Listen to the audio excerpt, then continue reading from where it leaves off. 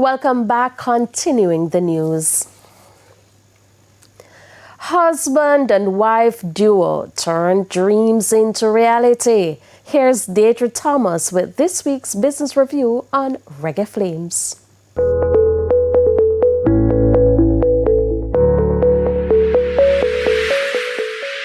For husband and wife duo, Nareen and Labib Azan, love isn't the only thing cooking.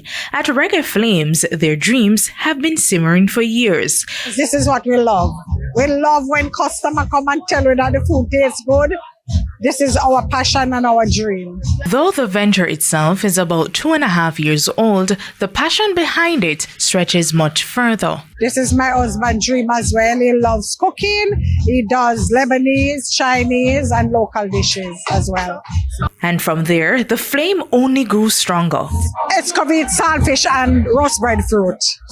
That was my first meal that I started to sell. The feedback was very good, and from there it gave us the motivation to carry on. Today, their menu tells the story of that journey, blending authentic Jamaican flavors with the couple's unwavering passion for food. We can get roast fish, fried fish, escovite, jerk, curry coconut, steam, brown stew, just about everything. Lobster, the same thing. But while the dishes may be seasoned to perfection, building the business from just 50,000 Jamaican dollars came with its fair share of heat. And Mrs. Azan says success did not happen overnight. So we are not really seeing anything, but we are investing it back in the business. Still, through every struggle came the spark that helped build the Reggae Flames brand.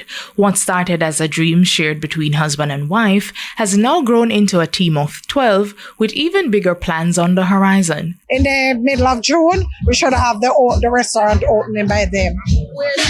At 16 Chelsea Avenue and also 11.5 Roadbend Road. For the Business Review, I'm Deidre Thomas.